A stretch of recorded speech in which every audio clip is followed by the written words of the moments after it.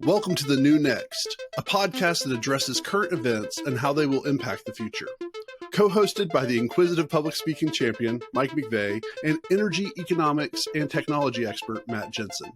Join us as we explore all things energy, economic, tech, and political, and how they will affect our future. Our favorite shows from the TNN, The New Next, with Matt Jensen and Mike McVeigh.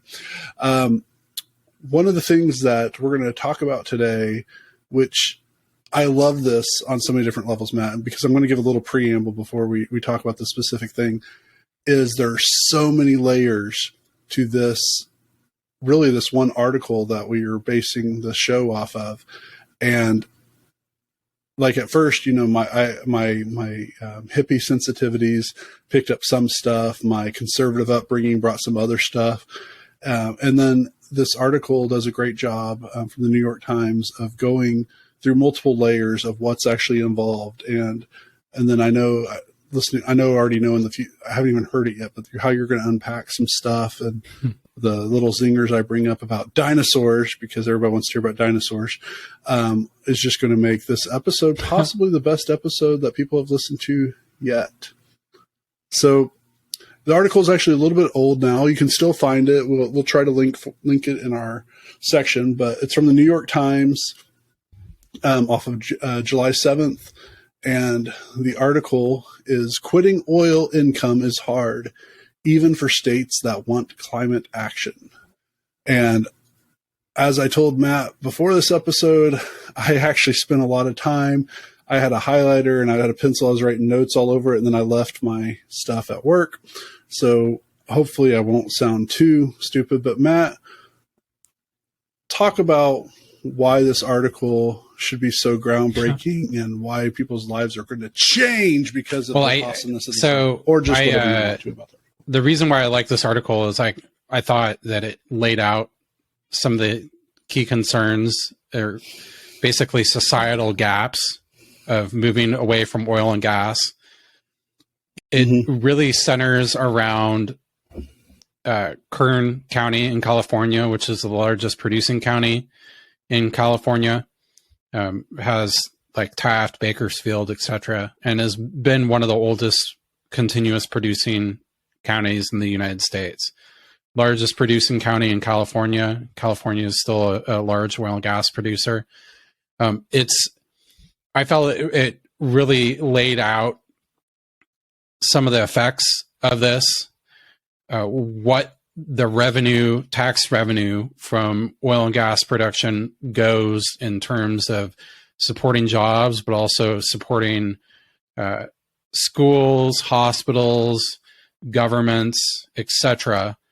And I just thought it was a good article. You don't usually see the moving away from hydrocarbons put in this human context.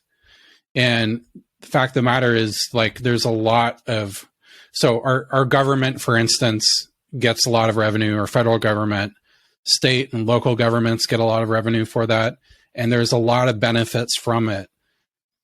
On the other side too, you're replacing it with something that's usually subsidized, or they will waive taxes. In California, there's no property tax for wind and solar farms. So moving away towards, so Kern County is also, I think, the biggest wind and solar producer in California also.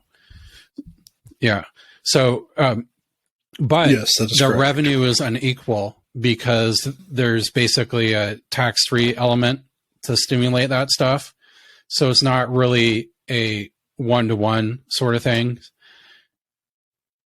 If we do move away in the future from this, there's going to be massive funding shortfalls.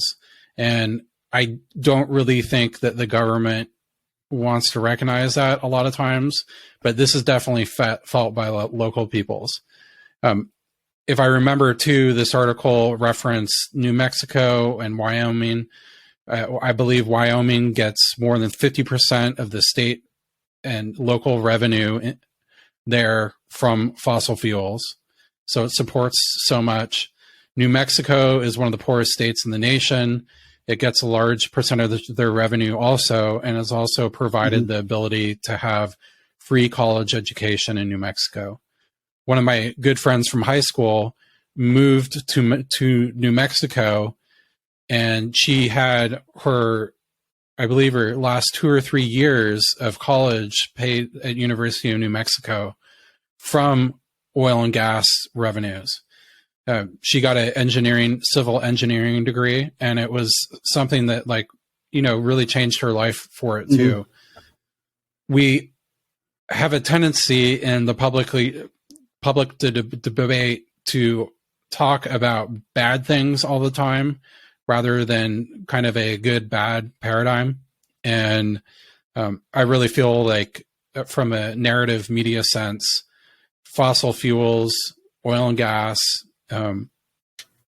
even coal, there's advantages to that, and it's not just disadvantages. So that's kind of my 2 cents on this topic right off the bat. Yeah, and I do want to refer back to one of our other episodes that we put out fairly recently, where we talked about the dangers of specifically nuclear energy. We do go over lightly over the other types of energy and what kind of dangers are associated. But yeah, Matt, I think one of the things that I think should be said is my background is growing up in a very conservative red state. And as I became an adult, I started looking through things through a more liberal lens than what the state I grew up in said. I don't consider myself a liberal by any means, but so that's kind of my background. Your background is almost the exact opposite, where you came from a very blue, arguably some of the state. Whether or not you are liberal zip codes in the United States, besides core San Francisco. Right. And up until 2012, Oklahoma was considered the reddest state, except for Wyoming. And that's only because Wyoming has 5 people. So, I mean, let's be fair. Well, they moved there to run for office. No, that's not fair to Wyomans. Yeah. Yeah. To the other 2 people. So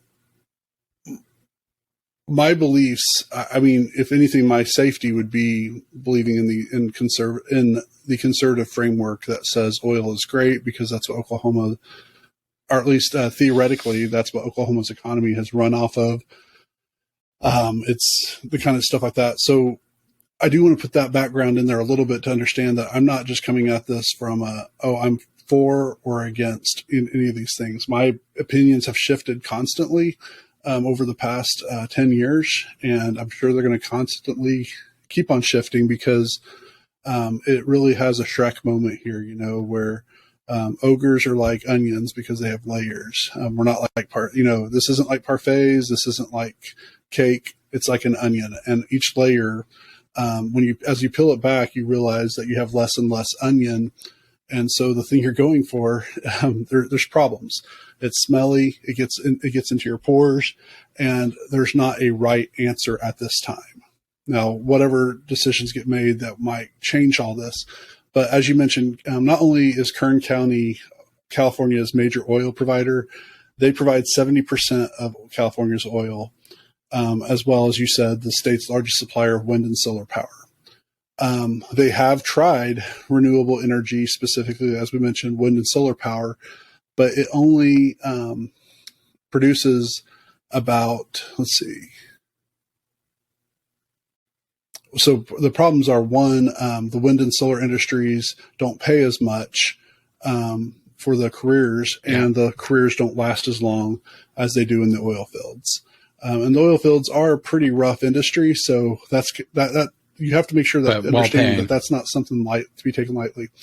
Also, as Matt mentioned, yes, well paying, but California exempts solar panels from property taxes to spur construction. So this county is completely reliant on oil. In fact, they have every 5 years they have. I'm going to say this wrong. Oil Dorado, which is a parade awesome. with floats shaped like derricks and pump jacks. Young women vie for the crown of in a Maids of Petroleum Didn't remember beauty that part. pageant. And it's it's actually in the first couple sentences, and it's an Old West themed festival, and it's a very big deal. In fact, I don't think there's a town in Oklahoma or Texas that goes as wild as they do for this thing. The other some of the other issues that are going on here is New York Times. I mean, this is such a great article. It really is a must read to understand some stuff at a deeper level. New York, there's a town in New York that actually was able to successfully cut down on their oil and gas, where the state subsidized it so they could go and learn new trades and stuff. But the amount of money that New York spent, and again, New York is not really known as an oil community, but the millions of dollars that they spent to basically get it in a right kind of mind is something that New Mexico, Wyoming, and really even California right now do not have the money that they can spend to subsidize a whole community to the level that New York was able to do with this one town. And even though that was one successful thing, the other attempts so far have been, not even mixed results. They've been basically failures so far. And I guess this is kind of close to home, because I always think about Oklahoma and California. I always think of the Grapes of Wrath. I think of the Dust Bowl and stuff, and how people move back and forth.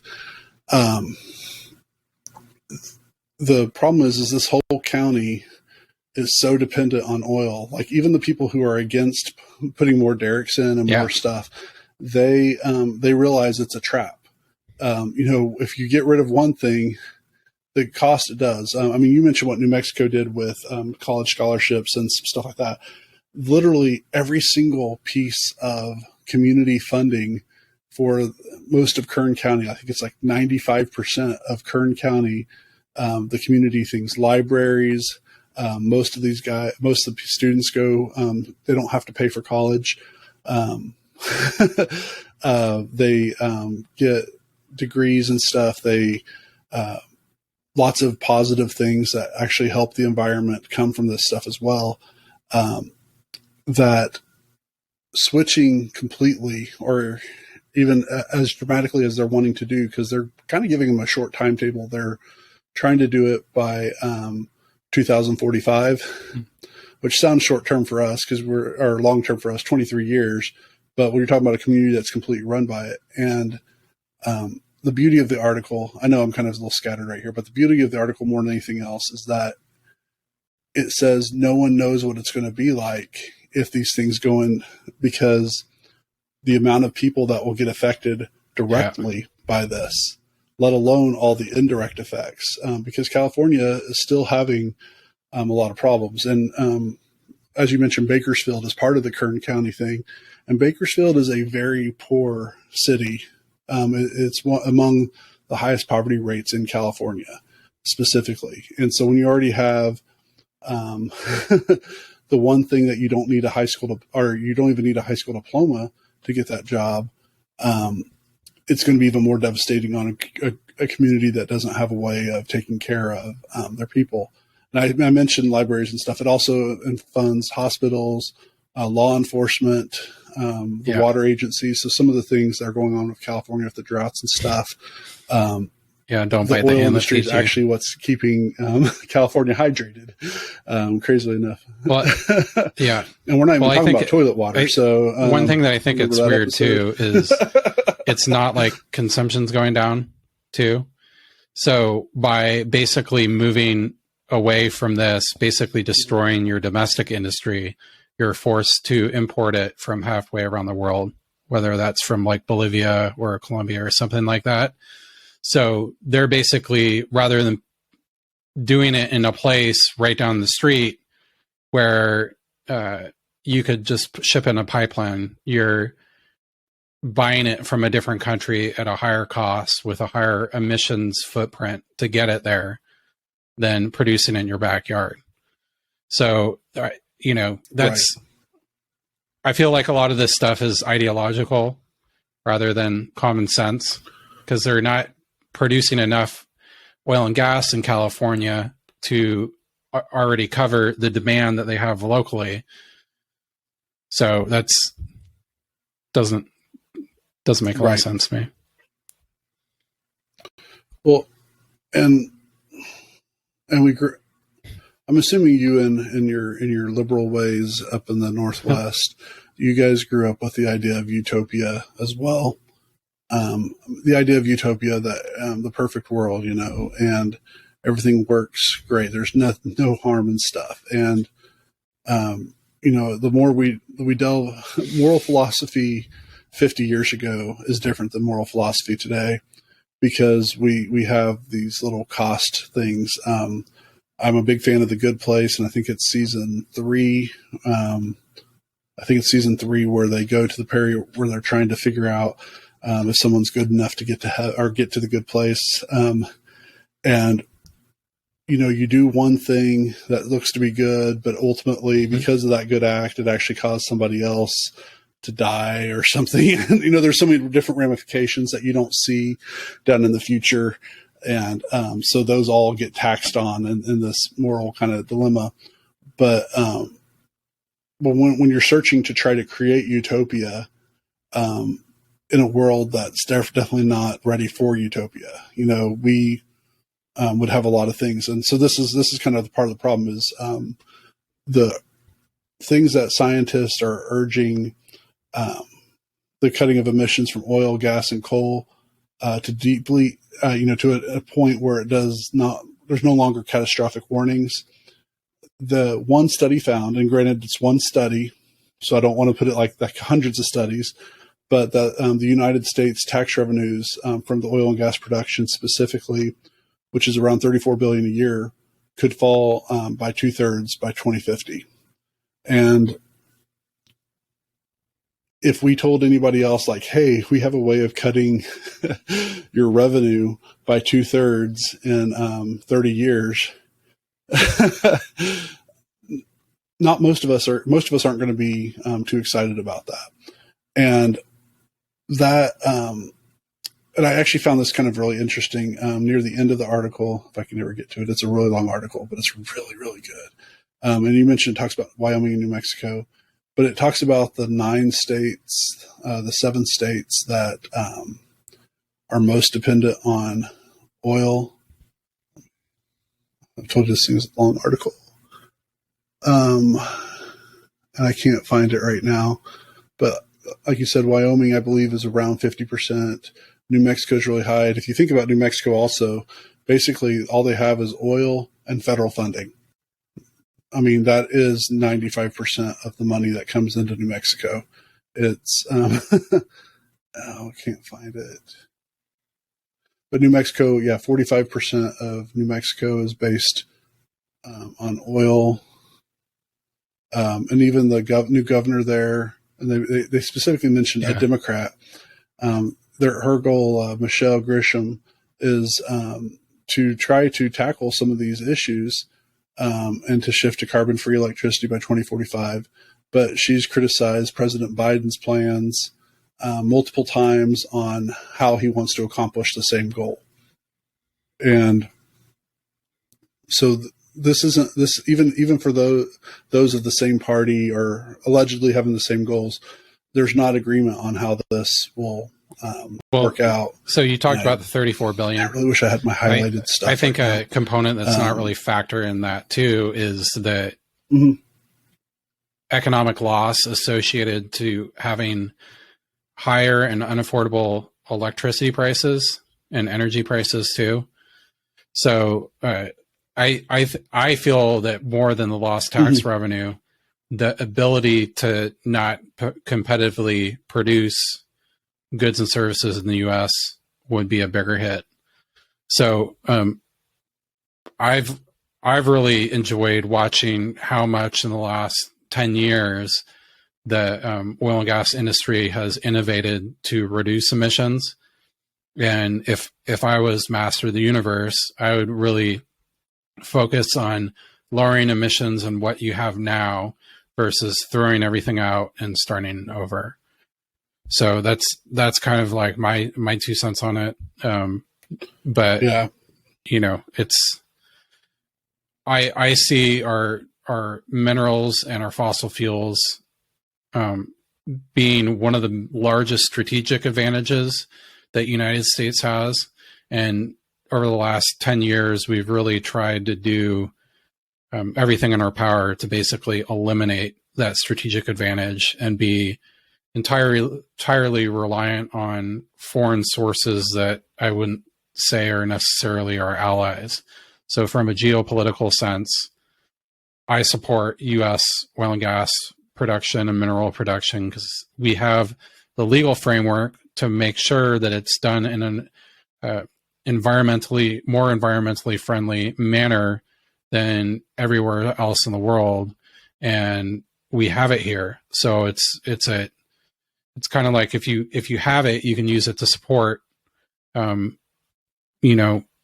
strategic alliances that you want, support the Western Alliance and places like EU, like we are right now, exporting our natural gas there. In my opinion, more choices are good, and I think a lot of times people want this kind of like all or nothing sort of, like you said, the utopia thing, but these are complex issues, and it's not really the debate of what reality is doesn't reflect the pro-anti debate that we hear about in media. So that's just not right. Here's a couple other interesting things later down in the article that I think definitely play some stuff. So we talked in the past about Michael Moore produced the documentary, and they talk about how much wind farms actually do and how much work is into it to try to get the same level and stuff. Solar farms have it's much smaller ROI than even wind farms. And in 2020, Kearns County's solar farms, which again, the biggest solar farms in California are in the same county that produces the oil. So they generated $1.5 million in property taxes, which is less than 1% of what fossil fuels did, partly because of the state tax exemption for solar panels. And then someone said that maybe they could find comparable work elsewhere, and the person gave kind of a derogatory reference to more or less fast food, but said, that's not going to pay my health insurance. And I think that's something that we don't talk about. So coal mining in Virginia, West Virginia, that'd be horrible. If you've grown up in America long enough, you've heard about the coal mines and how dangerous black lung and stuff is. But because of the money that it brings in, it's pretty much it. And it's pretty much, there's not a way you can escape it. And what makes it worse is usually families in debt themselves. Yeah. So their kids get into it because, hey, this is better money than going outside it. So I want to mention that there are probably dangers working in the oil and gas industry, just as there is in the coal industry, just as there is anywhere else. But because we don't have health insurance that's available to everybody, the thing that's going to have the chance, I mean, that's what a lot of people work for is health insurance. And if you're not able to cover your health insurance, then we're getting back to our whole problem of, the lack of workers and stuff. I mean, where does the money come from? There's not a simple answer that just solves all of these problems. And it looks like California is willing to spend almost $700 million in the future to fix the problem. But that's assuming everything goes right. And even then, I think that's an underestimated of how much money they would need to spend. This is a complicated issue. And it's kind of fun because of how complicated it is. I think Matt was expecting this to be literally like a 5-minute talk. And I'm like, no, I studied this one. We'll come back to the. He's like, yeah, we're going to cut all of it except for what I said. More about this on maybe a dedicated podcast with a lot more data nationwide to kind of compare a lot of this stuff.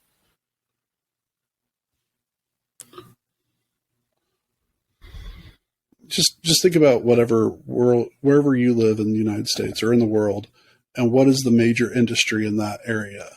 And then imagine the government saying that you have to completely change your whole community has to change with that field. If you would like to learn more about the New Next podcast, find us at thenewnextpodcast.com, where you can suggest a topic you would like for us to cover. If you enjoyed what you heard, share the podcast, tell a friend about it, or rate us with 5 stars.